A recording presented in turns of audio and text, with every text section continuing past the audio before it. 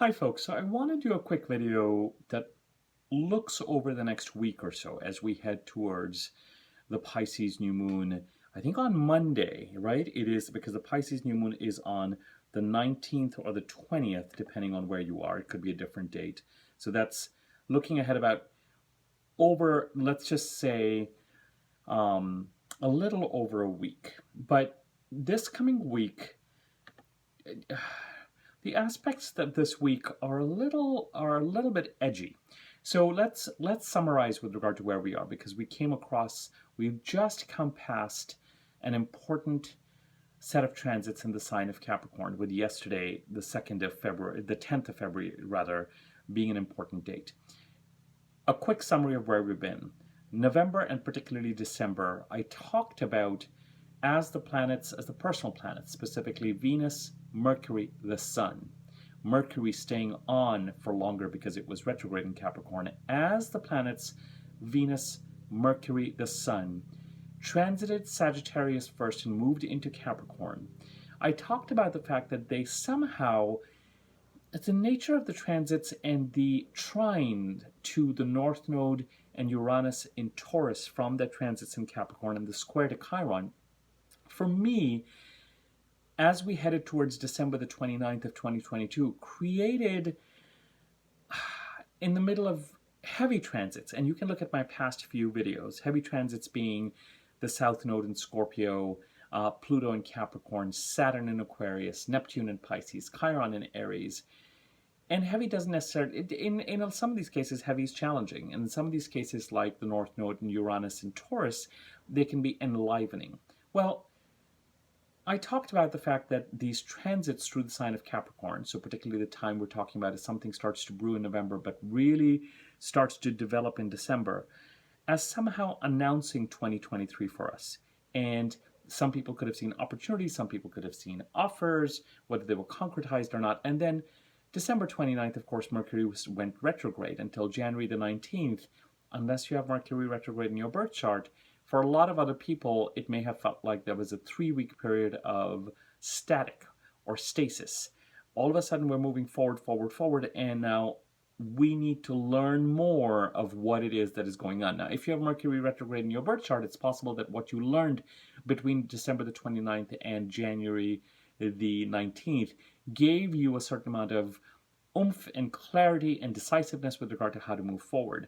For the rest of us, it may have brought up stuff that was in a blind spot, needed to be tackled, needed to be, just almost as if there was an opportunity that presented itself in November, but particularly in December, the first 3 weeks of January really gave us a sense of what the obstacles were. And in the last video, I talked about opportunity related to Sagittarius Capricorn supporting Taurus, the eclipses where we've been leaning, the North Node transiting Taurus, where we need to lean into that part of the chart to develop our skills, our strength. That part of the chart is part of this hero's journey, if you like, that we are on through this lifetime, and also releasing whatever we need to release in the sign of Scorpio, in the opposite part, opposite to Taurus, where the South Node is transiting.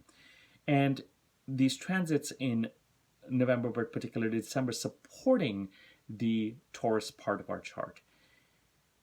Running into the obstacles or static or stasis, or, as I mentioned in my last video, the obstacles or the challenges or the challengers to this progress may well be represented by where Aquarius sits in your chart and what is at stake, in a sense, what may need to be released, what may need to be given up, what may need to be sacrificed, for lack of a better word, may very well be signified by the Pisces part of the chart. Now, this all depends on where these signs sit in your chart and what house they occupy. So for some people, this will resonate clearly, and for some people, it may not. But as we headed into February and into what is called Aquarius season, and soon next week we head into Pisces season, because the sun enters Pisces on the 18th. First and foremost, Aquarius season has been overshadowed really by these continuing transits in Capricorn, because once Mercury went direct on the 19th of January and the sun entered Aquarius, and the sun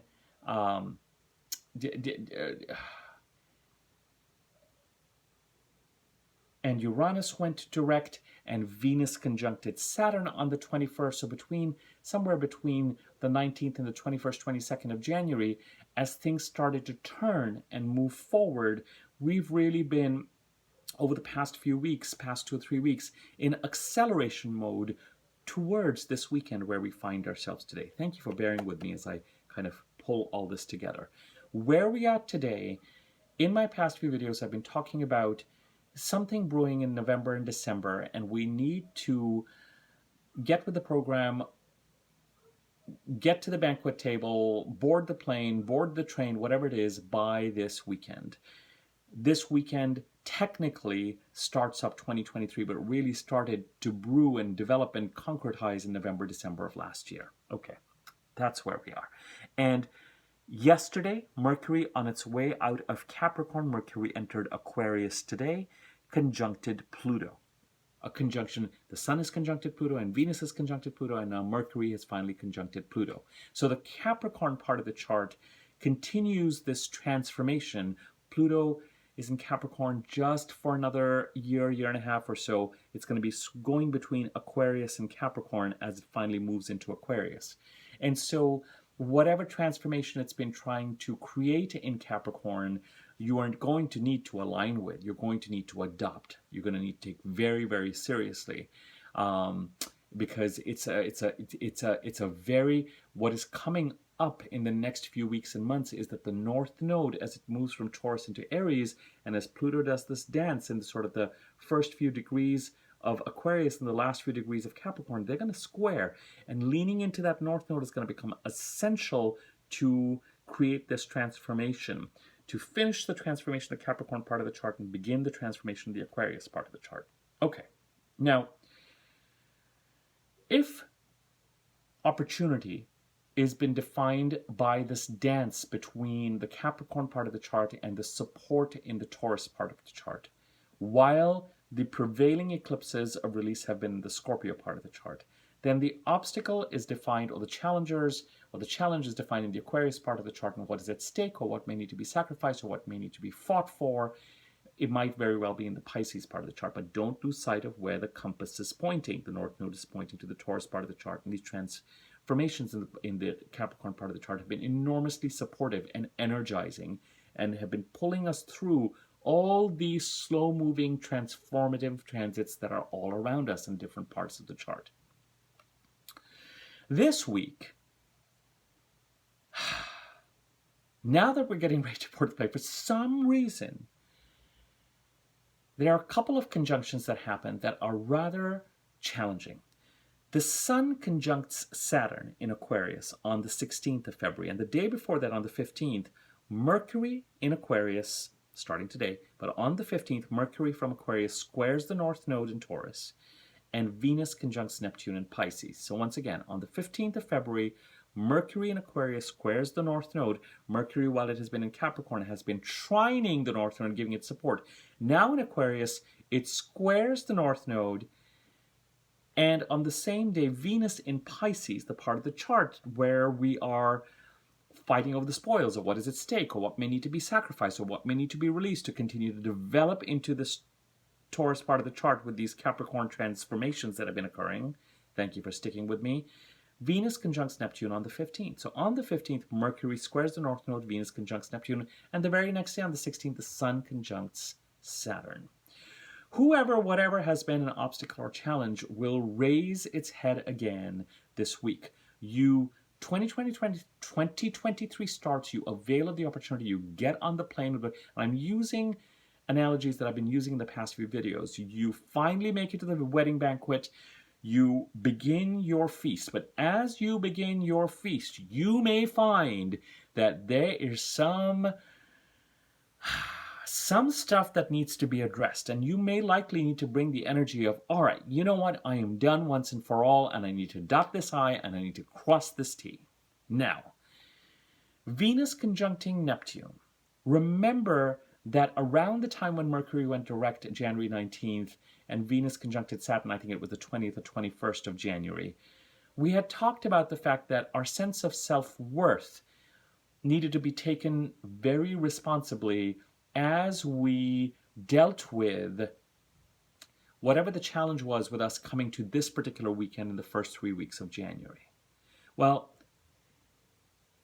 now, whatever and whoever posed that challenge might make a grab for, whether it's a big grab or a small grab, for something that you feel they shouldn't really be stealing or taking, or just watch. When Venus conjuncts Neptune, watch for your credit cards, watch for your bank balances, watch just sort of notorious financial planet, and Neptune, the smoke and mirrors deception planet. So on a mundane level, watch things like random fraud or internet thievery or those kinds of things, just as we head into this week. So just keep an eye out for stuff like that.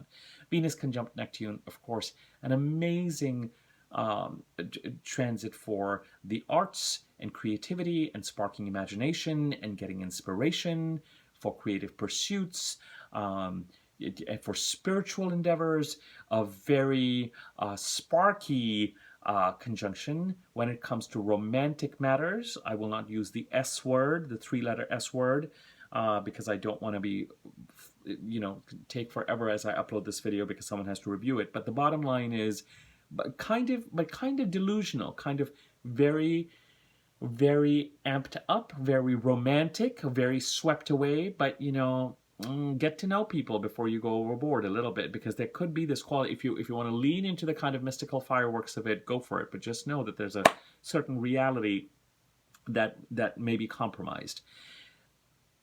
More importantly, I want to mention that it could very well be that, it's a little bit like, if I want to stop you from doing something the first 3 weeks of January, but you make it clear to me that you are not going to be stopped, then it could be that this is the week when, as you board the plane or go to the wedding banquet or get on the train or you start your 2023 journey, is when I go to nab something or try to pull the wool from under your, the rug from under your feet, or do something to compromise you or get on your nerves or stop you in some way or create a challenge or damage you in some way or take something from you, sort of in a behind-the-scenes way. It could be vengeful. It could be a kind of thievery. It's a sort of Neptune is kind of the theft, deception, gaslighty planet. And with Venus conjuncting it, there's a need to look at your relationships with Venus, look at your finances, and connect them to your sense of self-worth again. Here's the important question. What do you value? And do you need to make a fight for it? Do you need to defend it? The Sun conjunct Saturn the next day in Aquarius. So somewhere on a very internal level, you may get to a point as this week continues where you just feel like you need to take your sense of boundaries seriously. Now, depending on where this transit is happening, if you're an Aquarius rising and this is happening in your first house, you need to take your boundaries seriously. If you're a Leo rising, it's happening in your 7th house, it could be that you really need to take how you're being perceived by others seriously through this process as well. That doesn't mean that you'd have to let go of your boundaries, but a sense of responsibility to yourself also includes within it a self of responsibility to others, so that an appropriately responsible decision or outcome is reached. There's something, as you head to the 15th and the 16th of this month, and I'm doing this on the 11th, over the next 4 or 5 days, you may feel like you have to make some choices about what is valuable or important to you and what it is that you feel like you need to fight for or not. And you may feel like, because Mercury in Aquarius is going to square the North Node, a lot of this rides on your communication. You may feel like you need to have it out with or have a conversation with, or even if you don't do it directly, put certain things in writings, contracts, legalities. The word communication, transaction, mail. You may feel like something rides, emails, something rides in the communication aspect of things to continue or allow the North Node so that you can continue on this 2023 journey that has been brewing since December particularly, reached a certain point of reckoning first 3 weeks of January, and then has started to gather momentum again after January the 19th. And here you are finally moving on and moving forward. But this week you may feel like, this stuff is coming back again, or I feel like I need to, enough is enough. Somewhere through communication, you may well call over the next 4 or 5 days a kind of enough is enough.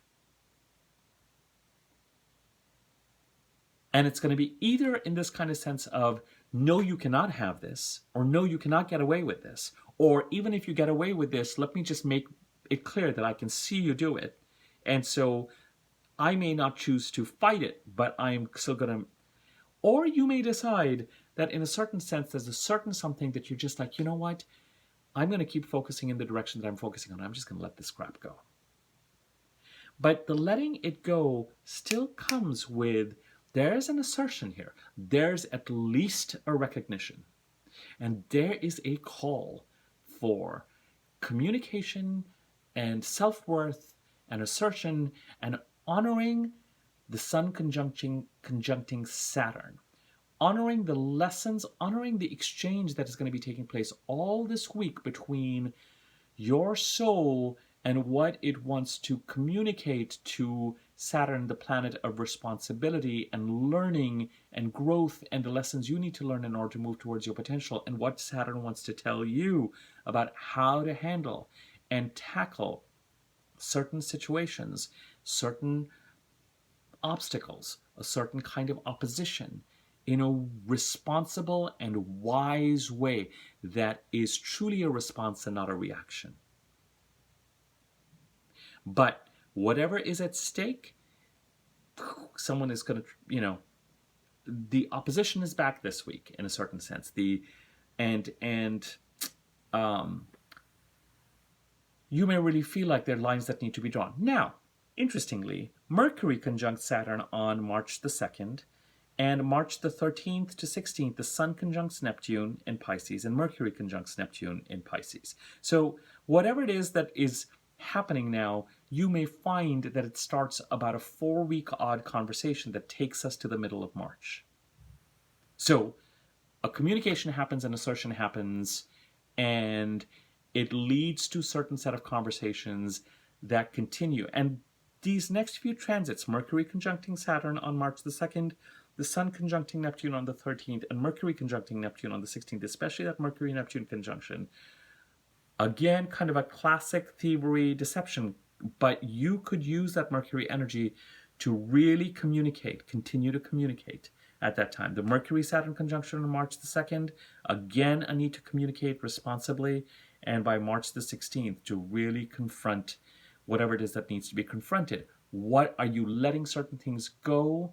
Are you releasing certain things? Have you decided that you're going to sacrifice certain things and turn your back on them so that you can comfortably avail of the opportunity that has been made its presence felt through December and has accelerated after January the 18th, 19th, 20th, and 21st? Or do you feel like, no, there's no reason why I should have to choose between A and B.